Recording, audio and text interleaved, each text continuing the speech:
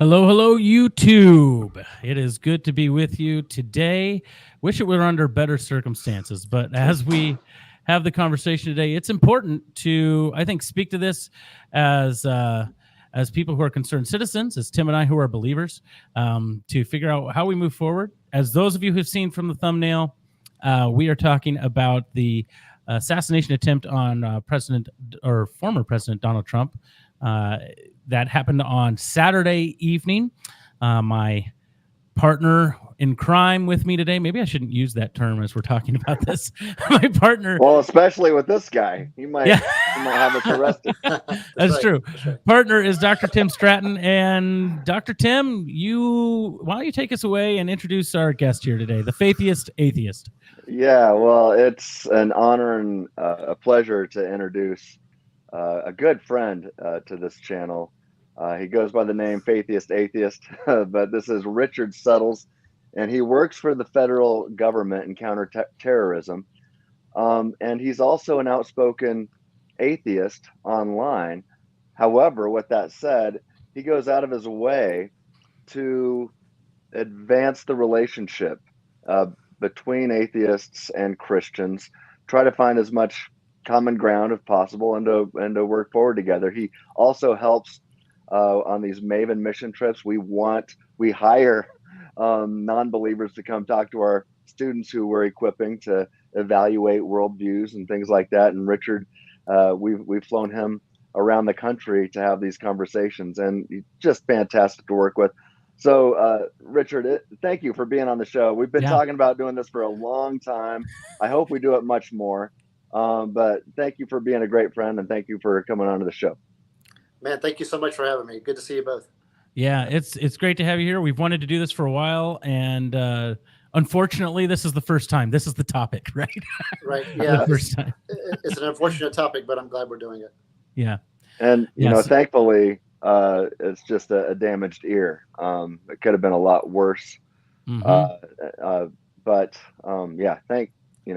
Josh, you and I will say thank God. Richard, what are you thinking right now?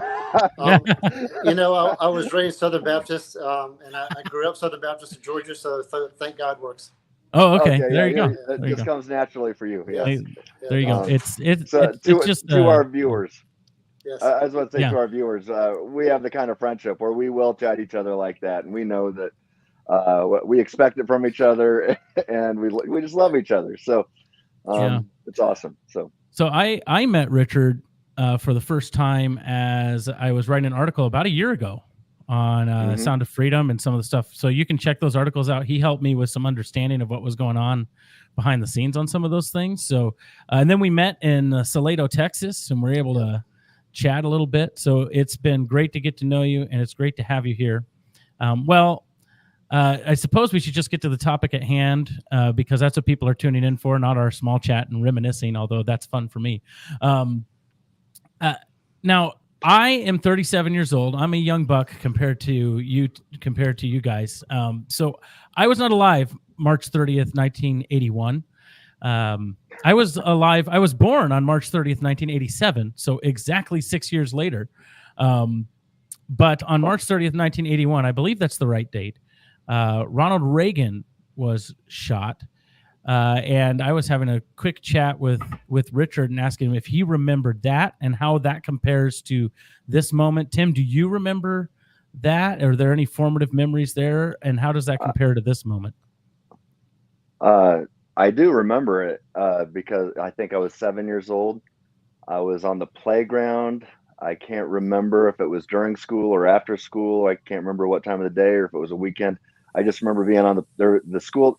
The elementary school where I attended was a half a block away from my house, and I remember being on the playground, playing on the jungle gym and stuff. And one of my friends who lived in the neighborhood, James, he came up to me and goes, "Hey Tim," probably called me Timmy at the time. "Hey Timmy, did you hear that Ronald Reagan got shot?" And everybody back then, we were thinking that he was dead. We didn't know, but we don't even, we were still so young at the time. We didn't really know how to process any of that. And, I came home and saw that he was alive, and that was great. But I wasn't really worried about it. It didn't have this kind of an existential impact on me. Uh, with the events that happened Saturday, I just finished a Maven trip in Utah. Fantastic trip. Traveled home. My wife picked me up from the airport. Then my band was playing a show that night, and so we were driving to the concert, a couple hour and a half away or so. And I get a call, or I get a text from one of my friends who's a local SWAT team guy, and he said Trump just got shot. And I texted him back while I'm driving. I'm like, what? And it was voice to text. Don't worry.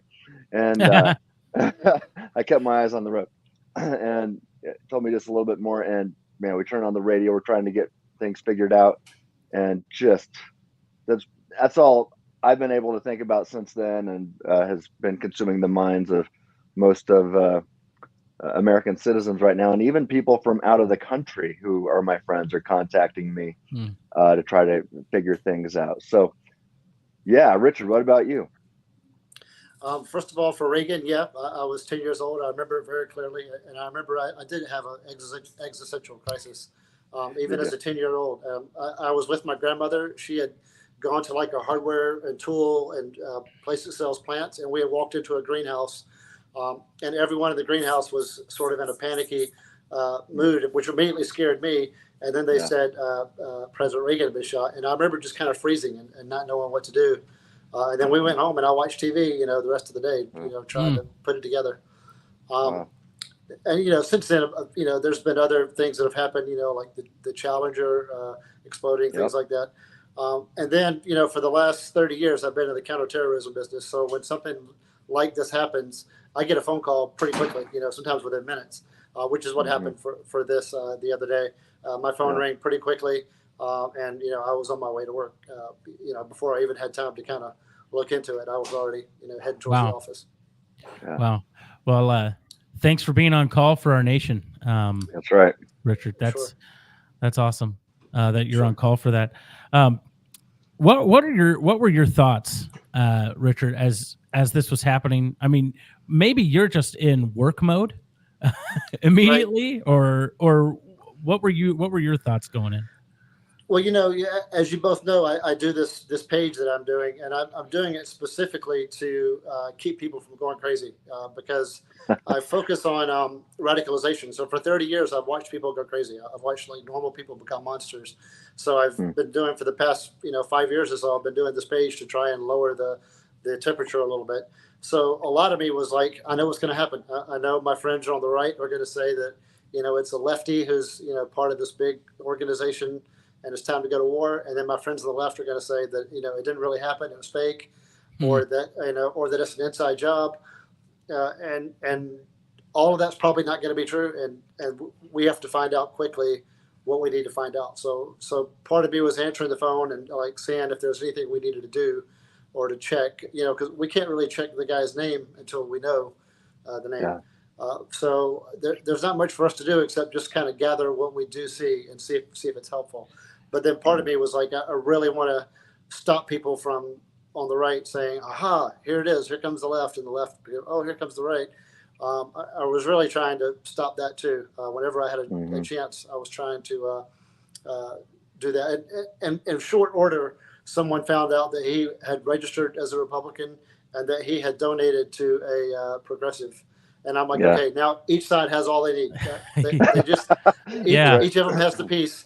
And so I was like, don't think about those pieces so much.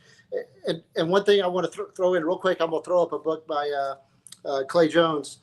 This is a most recent book by Clay Jones for all you Christians out there. And he and I have had a discussion about this. One of the biggest reasons why we see people do these kinds of attacks now is that they want to push their name across history.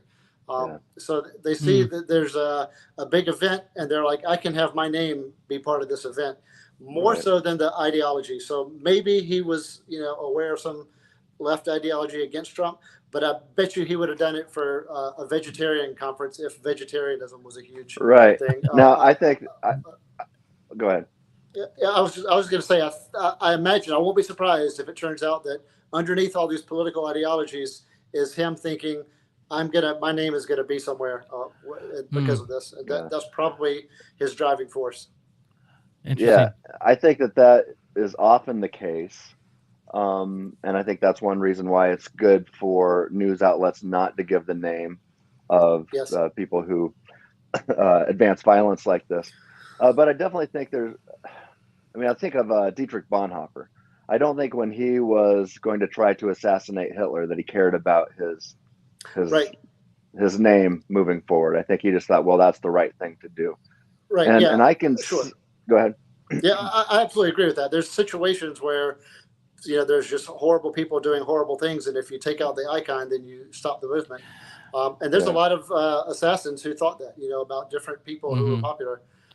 So it could be that that was happening too. It's just the fact that we didn't have a manifesto, and usually with the ideologues, they've got hours and hours of them on video preaching about why this is so important, yeah, and we right. might still find that, but it's just that so many times it's been immortality that has been the goal, Yeah, that I was starting to think that that might be it. And if it turns out that we find the manifesto and the videos, yeah, then I'll be wrong. Yeah. Do right. you, We're just do you- working on the data that we've got available right yeah. now. Yeah. So, I mean, here we are kind of trying to psychoanalyze, but I think I said psychoanalyze. I guess that is that can be a fine term for this. Is there any part of you that thinks that part of this is so? One of the things that I put on Facebook, just for all transparency, is I put, when you call someone literally Hitler for 7 years and ratchet up that rhetoric when they start to lead in the polls, this is bound to happen. This is a sad day for the United States. Is so to me, it's like if you're calling somebody literally Hitler, then you might start to hear it enough times. And I'm not even just saying leftists or whatever, because I've heard it from the right too. So I'm not saying just Democrats. But when you call someone literally Hitler enough, you might have somebody who's mentally unstable, wanting to make a name for themselves, say, hey, if I went back in time, I would kill Hitler. If this guy's literally Hitler, I'm going to go try to do what I need to do. I know that's like psychoanalyzing, but that's where my mind went. And I appreciate your desire to kind of pull that back. But that seems reasonable to me, to think that that might be part of it. Yeah, it could very well be what ended up happening. I have noticed, one thing we do at the office is we culminate videos and things that we see out there of people calling for violence. And I wish I could say it was just the left that was using Hitler. Hitler's the go-to for everybody. That's true. If I pointed out all the right-wing podcasters that that will just go down the list of what the Democrats did today, and then they'll say, "Oh, and look at what the Nazis did," and they do that every single day. It's just the go-to. It's the go-to. And one of the things I try to tell people is that this whole thing with Nazism, it wasn't one magical guy. It wasn't millions of people who were being held at gunpoint by Hitler to do bad Yeah, things. This was millions of people who were ideologically driven to do bad things. Hitler was just the face that they were loyal to. So he was just kind of a narcissist who had some capabilities, and he stepped up to the plate. It's not like take him out and that wouldn't have happened. It might have happened underneath somebody else by the same Yeah. people.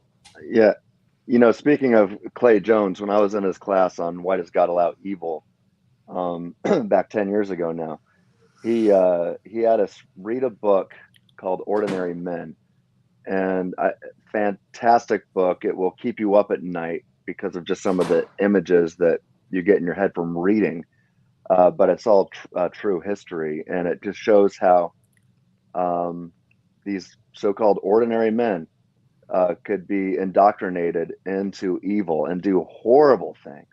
Right. And the stuff that you read about is just horrible. I highly encourage people to read it because it, Dr. Jones was trying to help us see how we've got to have our guard up. We have to constantly take our thoughts captive before bad thinking takes us captive. And that's something I try to do on a daily basis, and I'm sure we all fail at it at times, but it is my goal. And both of you recently, I was it today or yes, I can't remember when it was, but we're on a thread together, and I said, hey, I want both of you guys to hold me accountable. I mean, I ask for Christian accountability all the time, and Richard, as somebody who works in counterterrorism, I want you to make sure that I don't cross lines saying inflammatory things, and if I do, I want you to tell me. And I do have a lot of harsh things to say because I think they're important. I think it's important to get truth out, and I do believe the things I'm saying are true. But I also know that, man, sometimes in the heat of it, we can use language that we regret, and Mm. that's why we need each other. And Richard, also why I appreciate your, just even on Facebook today, I saw you. You said something that, because you didn't quite understand the other person, and immediately you took ownership of that and apologized and said, "Hey, I'll just leave it," but it's something like, "I'll leave this up here so people can see my mistake," or something like that. Right. And I Yeah. was like, "Wow, this is, Mm. you know, Christians and non-Christians, Republicans and Democrats, whoever you are, we can all learn from an example like that." So, Thank you. Josh, you were, I think you were, I interrupted you right before you're going to say Oh, something or ask him a question. well, to me, one of the most disheartening things, and this is something that you wouldn't have seen in 1981 because of social media, that sort of thing. Yeah. But How Did He Miss was trending on Twitter, and Yes. and on TikTok, there are copious amounts of people just absolutely upset that he's not dead. Yeah. It's crazy. And then so that's kind of the left, but then the right responds with, "Oh, they're just lucky he didn't get killed because then it would have been civil war." And I'm going, "Whoa!" Right. Like, why do we need to jump to, oh, all of a sudden we're going to start like we're going to start a civil war because of this? So Well, I saw people on the right calling for civil war now, even though he yeah, survived. Now I got on there and I said in all caps, "No, no." I said, "This, it is, we're far from that." Yep. I said, "We still have chance for revival." I said, we need to pray for peace. We need to keep working. Thank God that Trump is alive. We don't have to jump to these things. I was like, man, let's work and act for peace. We can bring this nation together. It's still possible. But man, it's just crazy, the stuff that's said out there. Yep. yeah. So is that similar to what you're seeing, Richard? Those, I guess, do. how normative is it? Am I just seeing the radicals, or am I seeing a disturbing trend?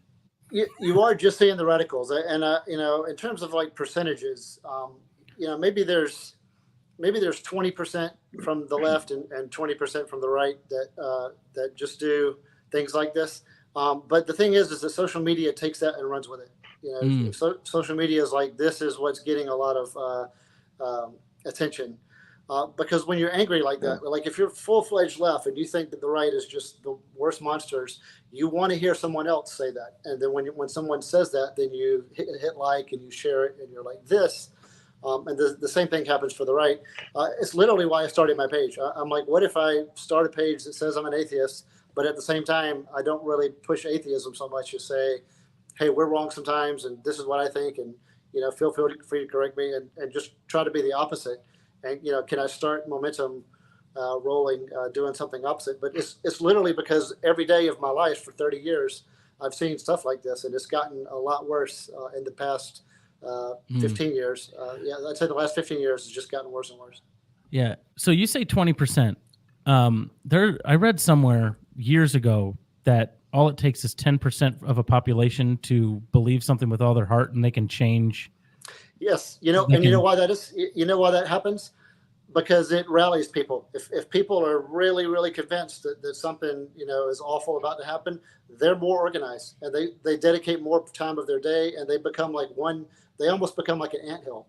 And then the other 90%, they're not as driven. So they're not. They can't fight that 10%. If all 90% would get together and turn to the 10% and say, "Shut up," then it would go away. A great point is when Trump said, "I like people who weren't captured" back in 2015. They did a poll. 85% said that Trump needed to drop out of Republicans, but 15% didn't budge. Maybe it actually might have been 20%. 20% said he needs to stay after he said that, but 80% of Republicans says that we can't have that. But none of those 80% were organized, and the 20% stayed organized. And he survived that. No other politician in the world could have ever said that. And today too, could ever have said that. But his 20% was absolutely loyal, and they did not budge to a man. whereas the other 80% had a lot of wiggle room. And so now I'd say maybe 70% of Republicans today will be like, he didn't mean it. But on the day after, 80% were unified that he had to drop out. Wow. Yeah, that just makes me I remember when it was first going, I was just flabbergasted. I had no idea. And now he ended up governing much better than I thought he was going to. Right. And so I'm not going to adjudicate that necessarily, but I remember just thinking, I don't understand this. I don't get what's going on here. But that makes sense. I can say, there's some smart people in the government, and he's not against listening to people. And there's some people who have got like doctorates in history and know how to write policy. And if they go in and they're polite and talk to him, he's going to end up having some good policies. So he wasn't above listening to people. So in those cases, he did fine. Hey, by the way, I don't know if you guys saw this, but right before we went live, I got a text from a friend saying that he made it official that J.D. Vance is going to be his vice presidential nominee. So I didn't know that. I saw that right before we jumped on here. Yeah. I don't know what that does, but yeah. I was impressed that Mike Pence was his vice president, and Mike Pence, it seems like the thing I keep telling for all my friends who love Trump is I'm like, notice that Mike Pence never broke. In 4 years, he never broke. As much as he got attacked, and even from his own side, he never threw a fit on camera, never once. Even when he was under attack, always maintained his discipline. I'm like, that's what you're looking for. You're looking for those characteristics, that level of discipline. So I was impressed with that choice. Yeah, he seems like a man of high character. Right. So let's get into some nitty gritty here, because you are involved in counterterrorism and government things. I have shot guns at the range a few times. So I'm not security expert. I'm somewhere in between. Yeah. No, I've seen your gun videos, Tim. I'd say you're about where I am in terms of security. Oh, wow. Oh, there you go. I'm sure. Well, I have to say I help with church security. So I think that's almost equal. I was talking to just kidding. I was talking to an FBI friend today, or former FBI friend, and I said, well, I'm CSG, that's church security guard. That's a big deal. Churches are targets these days, so church security is serious business. In fact, at my work, whenever I get something on church security, there's people that I send it to, including our friend Eric Hernandez at Texas Baptist. I'll send it to him that says, "Hey, churches are being targeted right now." That's a real thing that happens. Yeah. And I'm so thankful for the security we have at our church. It's great. But one of the biggest questions I think people have is how in the day and age that we have, the technology that we have, how did a 20-year-old who supposedly didn't make his high school rifle team, I don't even know if that's true or not, but that's what I've heard. How did he not even go unnoticed? Because he was noticed, and even noticed by a police officer. How was he allowed to get shots off so close to a presidential candidate? And I've warned people to not go down two roads. I've said, don't go down the road of it was an inside job, it was fake. That was trending for a while. It was fake. And then don't go down the road of, someone bought off. It's the Biden administration. I think even a sitting congressman tweeted Biden sent the orders, which I thought was just a horrible, awful thing to say. So I always say, don't contribute to malice what you could contribute to stupidity or something like that. So I'm not calling the Secret Service stupid at all. I don't think they are. But I think a lot of us normal people are sitting here going, how in the world could such a breach happen? And that's why some of these conspiracy theories pop up, because it seems so ridiculous that it happened. Could you point us in a direction of maybe what happened? Or yeah, sure. And by the way, so I've got a normal house, so wife screaming, teenage girl screaming, dog barking. You guys might hear some of that. So yeah, and then I also want to say, when so many people are postured towards having like this amazingly skilled enemy over there that's going to destroy everything, then of course these conspiracies are going to happen, because there's people on the right who think that there's this magnificent deep state, and there's people on the left that think there's this magnificent authoritarian thing from the right coming, and they just both think so highly of this enemy force that has all these capabilities. And so for the people who thought that Biden ordered it, why would he order it from this 20-year-old idiot? Yeah. And then people who thought that the right, someone was like, Trump faked it so that the guy would shoot him in the ear. I'm like, are you going to trust this 20-year-old guy to shoot you in the ear? It's not going to happen. So neither of those play out. But I'll tell you, and I haven't seen an official. It'll be months before they have an official investigation. But I will tell you, like Tim, if you and I had suddenly been asked to help, and for some reason we were there, and we got out of our truck and just looked around, one of the first things we do is see that building, because it's 150 yards away, and we would say, okay, it's not on our property, so somebody's going to have to be there. Mm-hmm. So my guess is what happened is that Secret Service assigned someone to be in charge of that building, and then that people did as best as they could, but they didn't do enough. And then when it came time to actually seeing the guy, and I have some experience with this, and when I was in the Marines, we would sometimes work with diplomatic security when we were protecting Colin Powell and before him, Madeleine Albright. We would work with diplomatic security. Sometimes the local law enforcement don't have the ability to pull the alarm and say, get them off stage. So they're there to help, but they can't pull the alarm. So if that police officer who saw the guy, and there's video of this now, that there was a police officer that wanted to get to the guy, but he didn't have his weapon with him. If that guy could have said, get him off the stage, get him off the stage, that would have probably stopped the firing from happening. All right. So I've heard this from another former Marine, Leroy Hill. I don't know if you know Leroy. That doesn't ring a bell, but I'll have to look into him. Yeah, you'll have to. He's a Facebook friend. You guys will get along. But he was the one that told me that oftentimes local police officers aren't allowed to have their weapons when Secret Service is in control. Is that correct? Is that standard procedure? I can see how that might happen, because if a sniper sees a guy with a gun, he might think that okay, I have to take him out. So that could have been the case. But at any rate, like so again, I put Tim. I always put you and me back in charge. Let's say that we pointed to that building and said, okay, somebody's gonna have to be there, and then Secret Service turned to us and said, okay, you're gonna be there. You and I would have had cameras on the top of that building. One of us on the top of that building. If our only thing was to make sure nobody was going to get on that building, we don't need guns.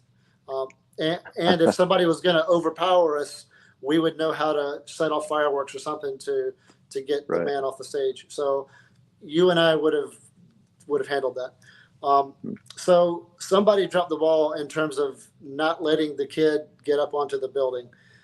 The snipers, I want to talk about the snipers, because they have a really hard job, and I know they're going to lose their job if they haven't already.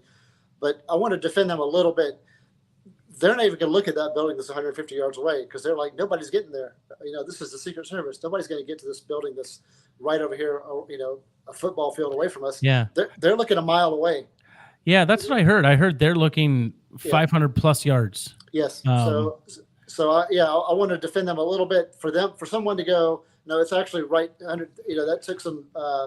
That took a lot of communication, and they weren't ready for that. I put the. I don't want to say blame, but I would say because I wasn't there, but I do want to say that if, again, Tim and I were responsible for it, I think I counted 18 buildings in a mile radius from that stage. Tim and I probably would have had someone by name and by face in charge of each of those buildings who could set off fireworks or something that said, if you hear this alarm, take them off the stage. And that will happen from now on. That will happen, but that didn't happen the other day. So that's interesting. The sniper. So there's that infamous video now of the sniper who has his head down and then his head pops up. Right. Yeah. If you're trying to figure out what's going on there, is that maybe him looking far off and then noticing, or maybe there's something in the radio? Right. Yeah. I think it was probably momentary shock. I think he was about to say, I cannot believe that I'm the counter sniper and there's a sniper on this roof 150 yards away from me. and it probably took him by surprise, and then he Yeah. re-engaged and fired the shot just a little bit too late. Yeah, But I heard. mean, I was sorry. though Go ahead. I was impressed.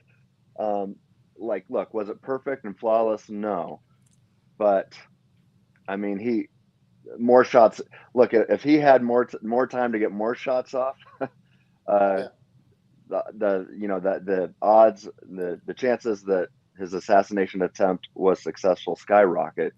And I was impressed with his marksmanship once he did offer the counter sniping. But yeah, it wasn't perfect. Yeah. But man, I mean, it's hard to judge somebody unless you're in that position. And I've never had, unlike you, Richard, I like to do a lot of training. But you never know how you'll react unless you're in a situation like that. And it just goes. I don't want to throw the counter sniper under the bus. Right. I just want to say he could have been better. I think the biggest problem was just the guarding of that rooftop in the first place. Yep. And that's my biggest concern. That's where the ball was dropped, and and if they push back and say they weren't given the funding for that or whatever, fine. In which case that'll be a much more structural problem.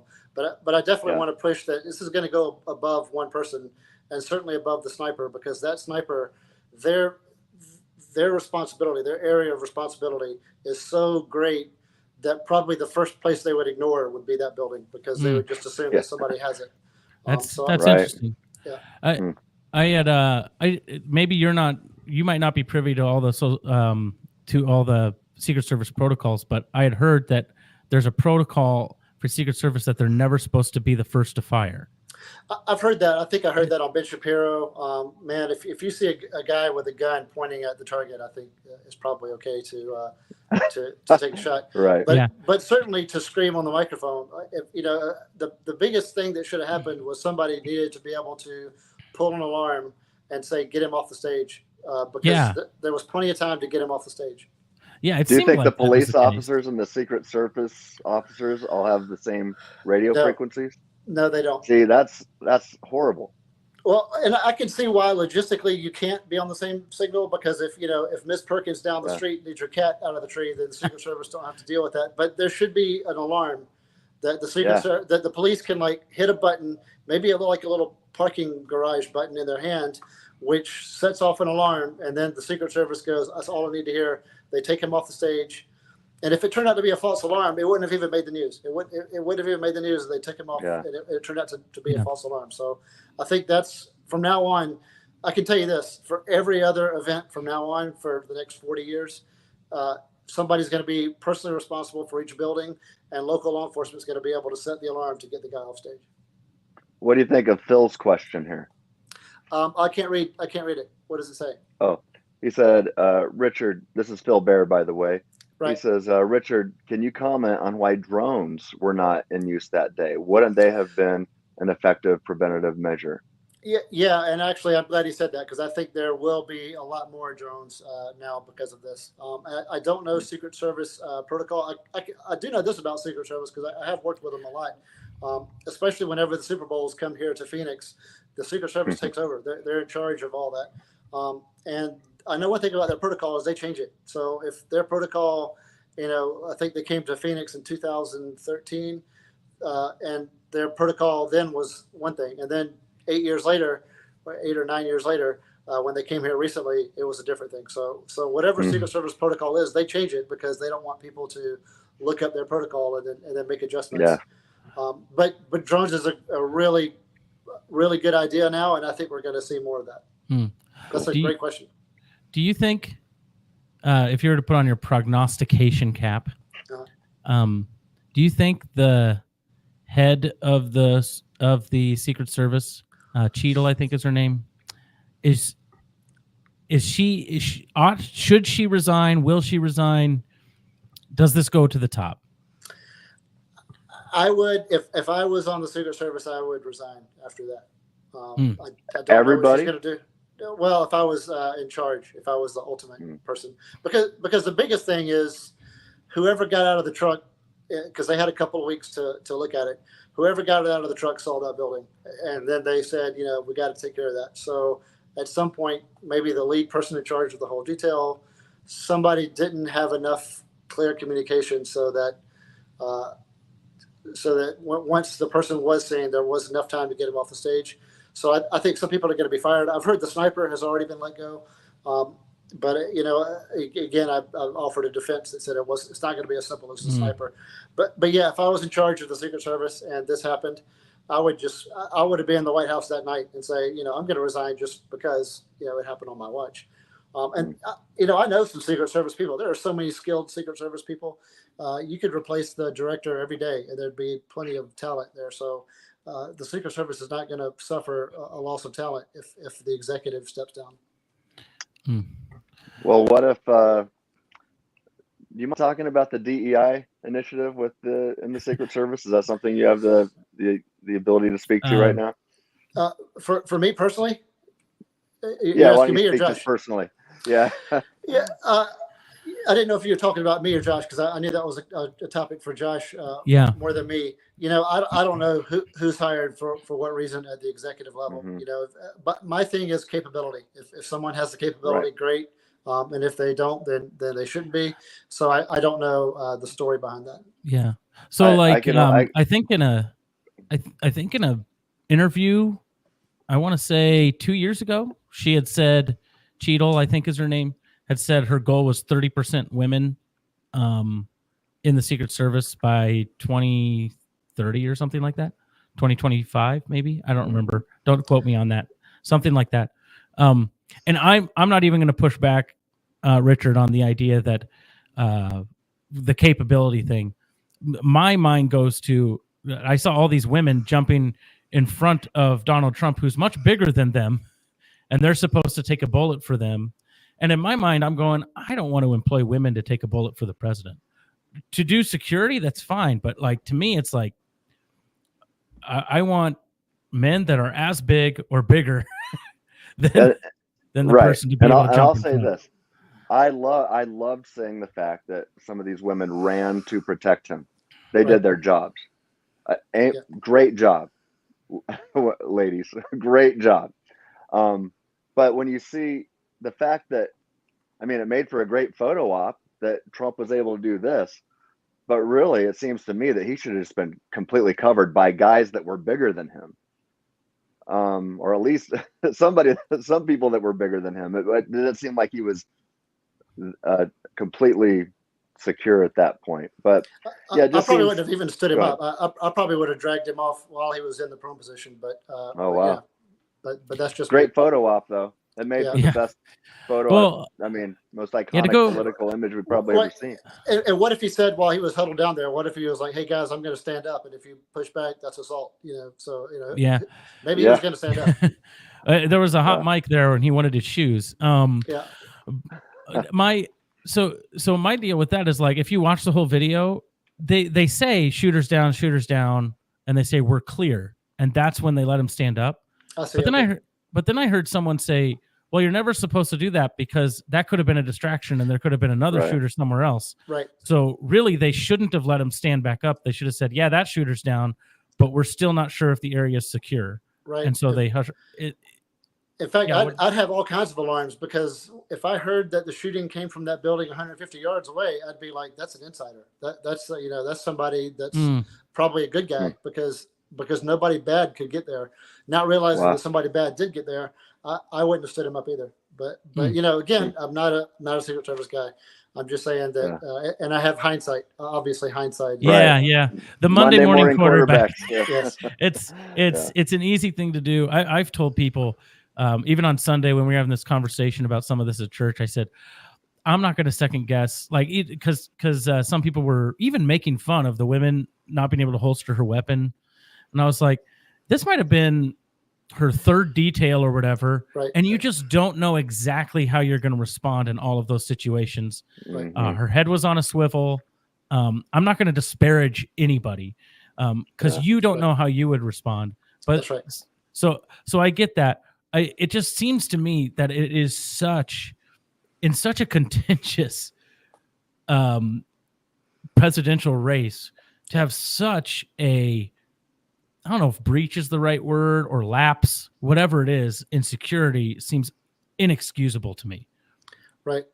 I do think we need to ramp up our security given our posture right now. I think that should be, and it's going to happen now, but unfortunately, like always, it takes an incident before it happens. Yeah. And RFK Jr. doesn't even have Secret Service because he wasn't even former president. Do you think he gets some now? I don't know. I don't know if that's going to happen or not. He better, especially given his family's past, right, of being assassinated. It seems like somebody might want to make him a target. So yeah. Okay, so let's keep moving. We've talked about that a lot. That was really helpful, Richard. It helped dispel some things. So hopefully maybe we can even just clip that part, and hopefully some people can see it. To not be so hard, especially on the sniper. He was getting kind of raked across the coals, and he's probably the easiest one to let go. Like he's the least controversial one, and probably the one that I'm thinking that's sad. Because it seems to me, now I was listening to the shots when I watched it, and it seems to me it's probably not even a second after the first shots that he returns fire. Right. Well, how many shots did the assassin get off? I heard 3, but I haven't gone through and watched it in slow motion, so I don't know. It was two or three.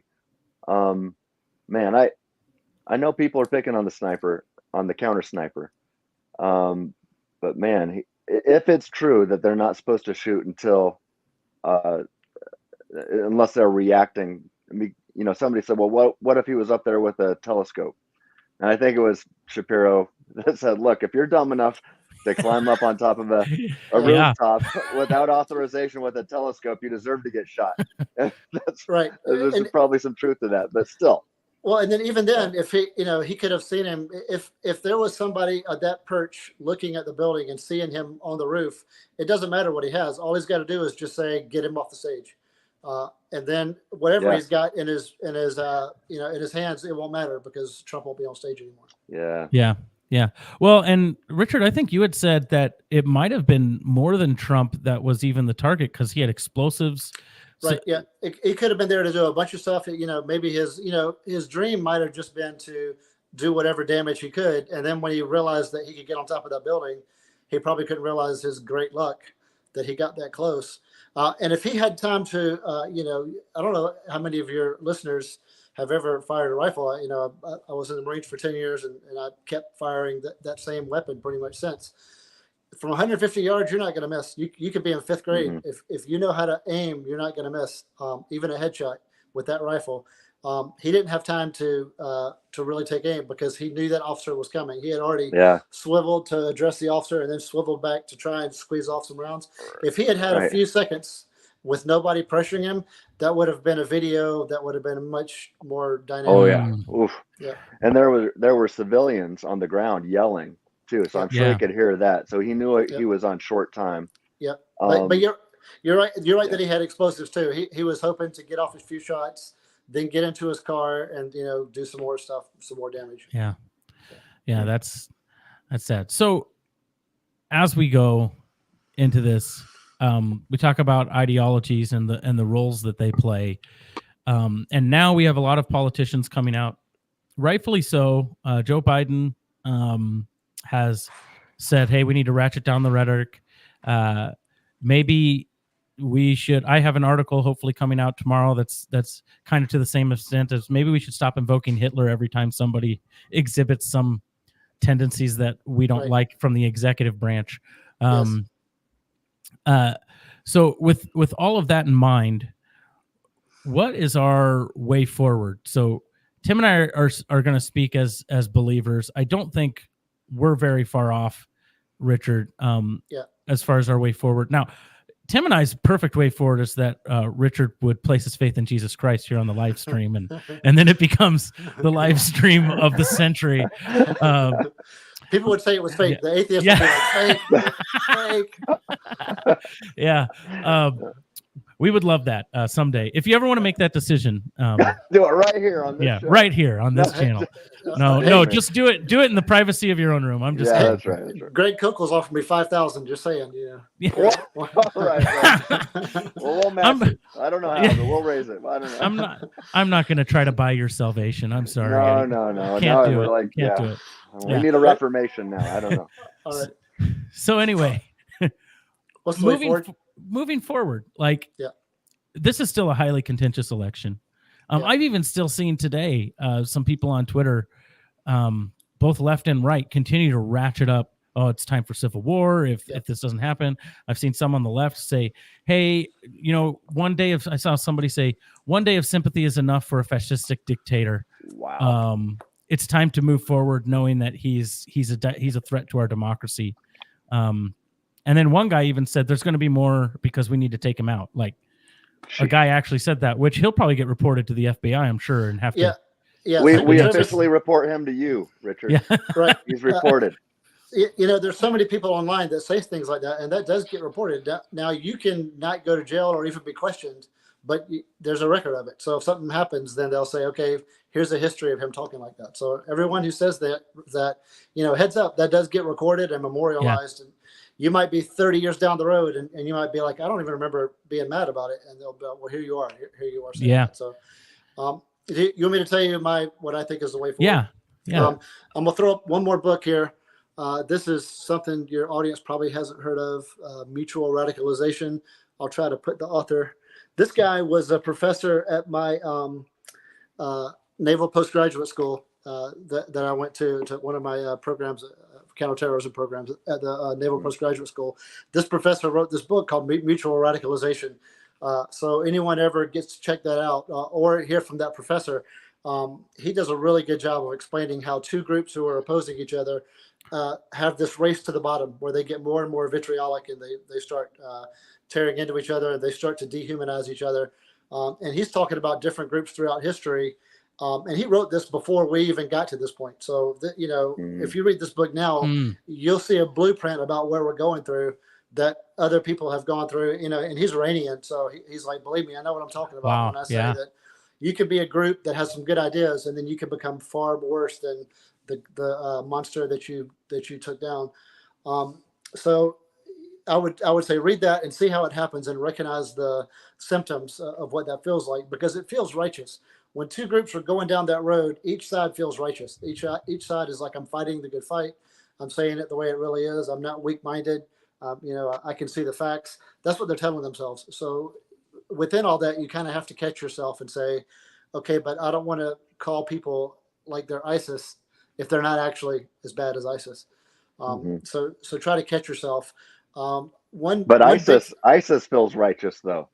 Right. ISIS feels righteous too. Right. But the biggest thing that I like to throw out there is I'll say, look at behavior over the label. So whenever someone approaches you and says, hey, I'm part of this label, for me, after 30 years of studying radicalization, whenever I meet someone and they're like, hey, I'm part of this label, in my mind, I'm like, dude, you haven't told me a thing about you. I don't know one thing about you. Wait, I'll see how you behave and I'll see how you think, and then I'll start to judge you. But that label that you just gave me means absolutely nothing to me. So I always tell people, don't worry about the label or the political group yet. What kind of behavior do they think is normal, and what kind of behavior do they think is bad? And then look to see if there's anybody on the planet that you would let them get a pass for that. Because a lot of people they'll agree with me on what's good behavior and what's bad behavior. But if there's an icon in their life that they love, they'll let the icon get away with it. In fact, they'll justify it. They'll say, well, in this case, it was fine. So look for those people in your life. When I realized this, I was like, who in my life would I let get away with this? And then I kind of had to struggle with that and say, okay, I can't have that, in my life. I can't have people that I look up to so much that if they did this stuff I don't like, that I would keep defending them. So I would say we all have work to do if there's somebody like that you could that you sort of see as larger than life and is justified to be that way. So look within yourself. Make sure that there's not anybody that you would give a pass. Know the behaviors that you think are right or wrong. Make sure they apply to everybody and then to yourself. And then be willing to turn on your own people. If your own people are like, hey, we hate those guys, so we're going to start doing this. And you're like, well, no, I don't agree with that. Of course, they're going to say, oh, you must be with those guys then. You're with them because you're criticizing. You got to be able to take a stand and say, no, I'm not with them, but I'm also not going to agree with this. This is also wrong. Mm-hmm. And that's not easy to do. In our minds, it's so much easier to say, I'm with these guys, whichever way we go, I'm just going to go with them. Try to struggle against that. Try and say there's some standards that I won't go to, and I'll back away from the group if they're not doing what I think is right. Even if there's an enemy that that you also don't like. Sometimes you just kind of have to be without a group.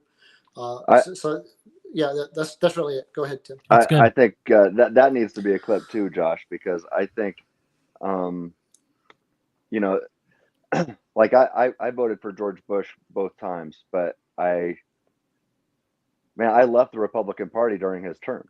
I was like, man, because I could not square everything that was going on. It didn't feel right. I thought Bush was better than the alternatives at the time, but it was also enough for me to leave the party. And I'm still, so to this day, I'm still, I say I'm a proud, free-thinking independent, not a Republican. I look at myself and I label myself as a conservative because I tend to promote those ideas. But definitely, I think we have to be willing to leave party, leave a movement, if there's good reason to do so. And one of the things that's so frustrating to me is when I'm talking to folks on both sides of the aisle, but just even in the last couple of weeks, I had a tough conversation with a friend of mine who's a Christian and also a Democrat, but would justify every single policy that's being advanced by the Democrat Party, and that is part of their foundation and their platform.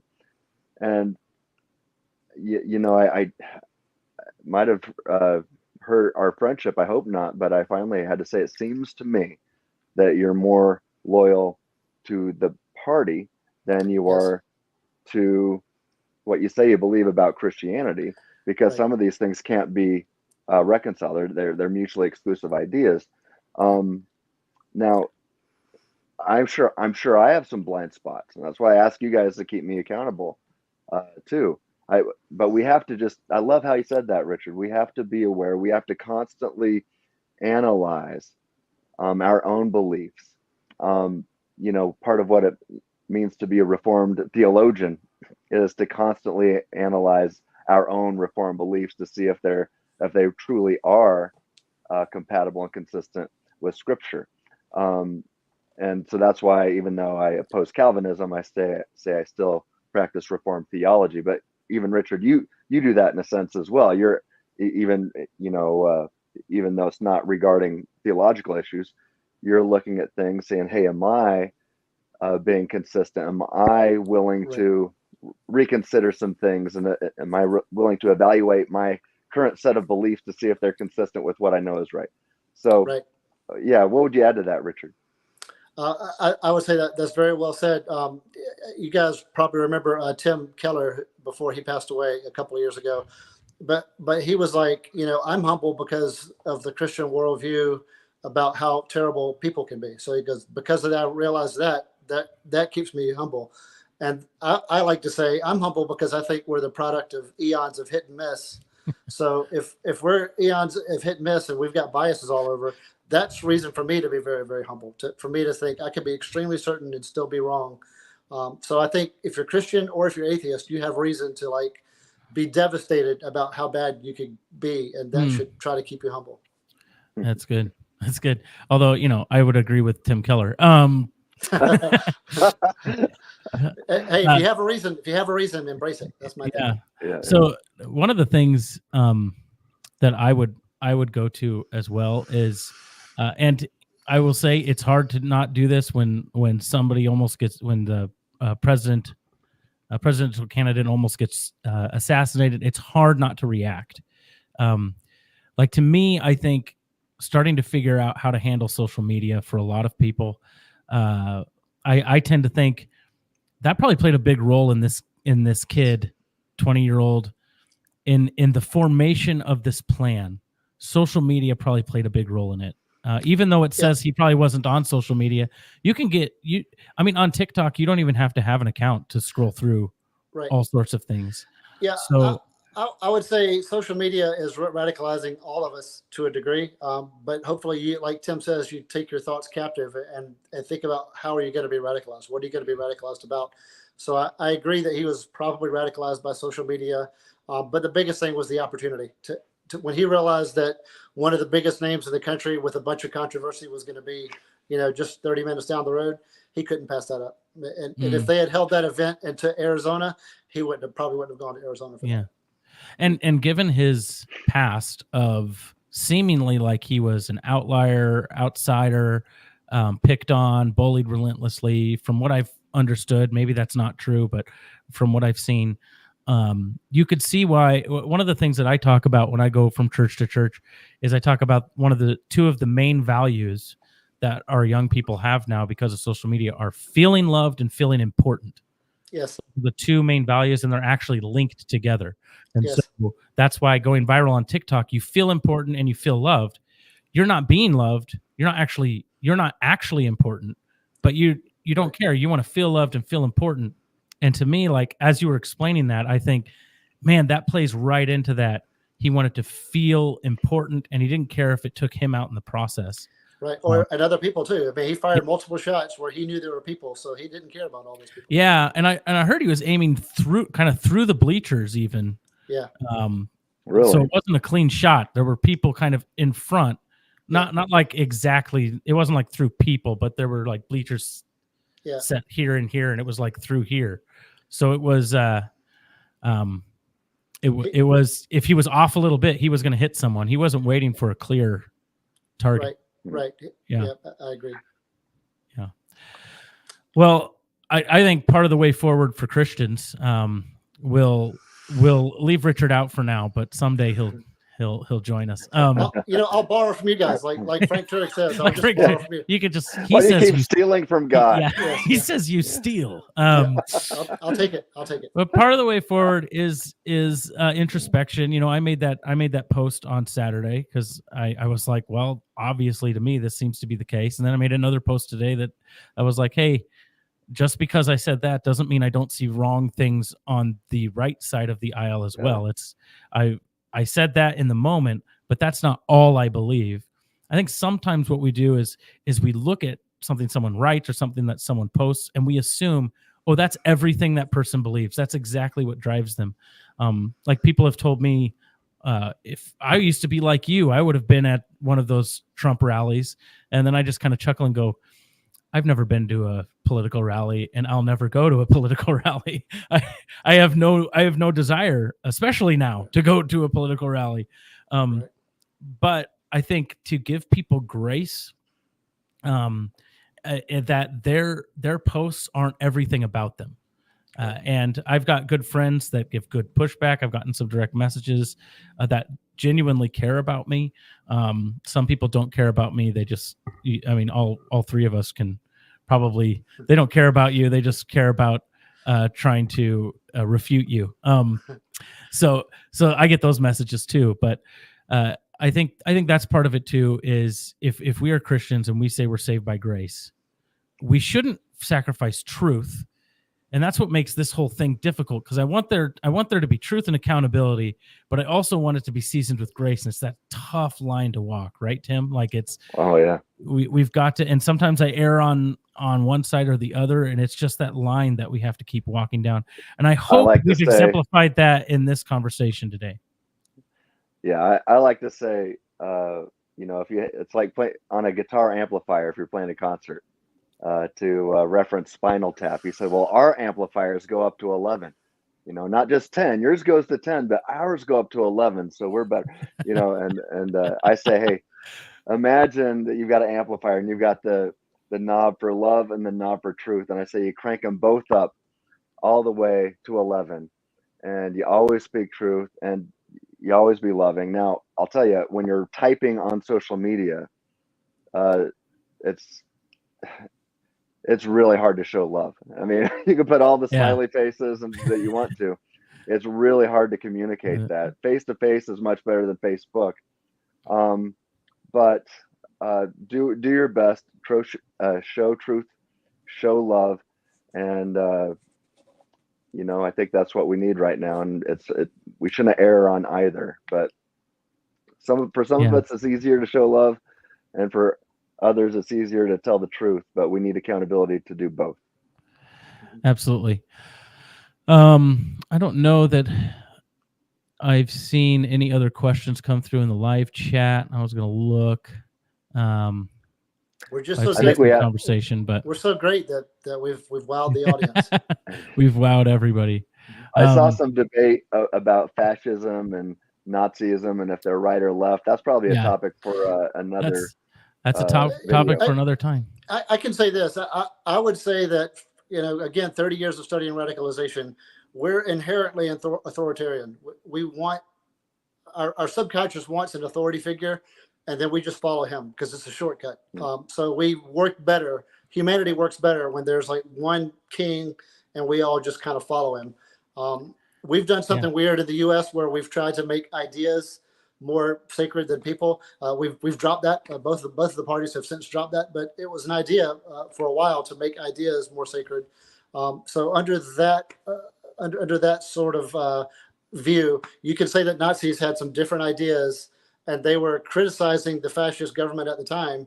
But then once they took over, their ideas became authoritarian. So whatever your ideas are, once you get to a point where you won't take criticism, then you're authoritarian yourself.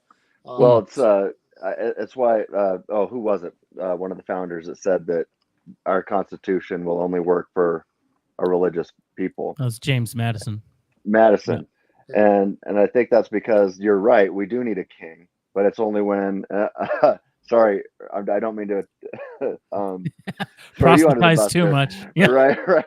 But I think even for an atheist, you could say, well, look, if everybody believed that there was a king, and that's God, the God that says you're supposed to love everybody and your neighbors as yourself. Then it works to get. Yeah, and then it works to give humans. I've got great news for you, Richard. Yeah. That really is how.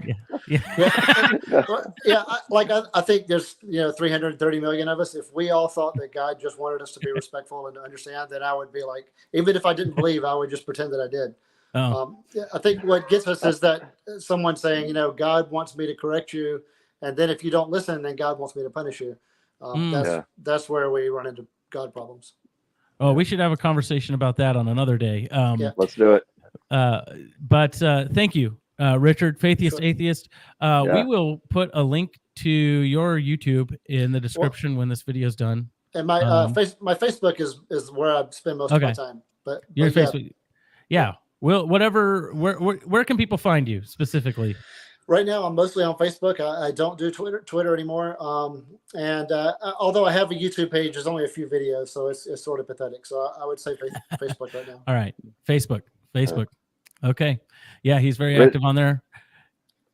Richard, I just want to thank you again for being on the show. I want to thank you for your work, how you served our nation in the Marines, and how you continue to do that with counterterrorism today. Most of all, I just want to thank you for your friendship. Thank you. And thanks for having me. I love talking to you guys. We talk all the time, but I love finally being on your show. Yeah, it was fun. Well, we'll have you again soon. Great. Yeah, hopefully in less emotional circumstances for our nation, we can have some conversations about ideas and things like that. But definitely thank you for joining us. Thank you, all the people who are watching. Join us. If you haven't subscribed to our channel, please subscribe, like, share this video. If you thought that it was helpful, a helpful discussion, even if you didn't think it was a helpful discussion, just share it anyway. Share it all over the place. There's been a lot of great stuff. And I think that about covers it for today. So as we like to say here at Free Thinking Ministries, stay reasonable. Stay reasonable. See ya. See you guys.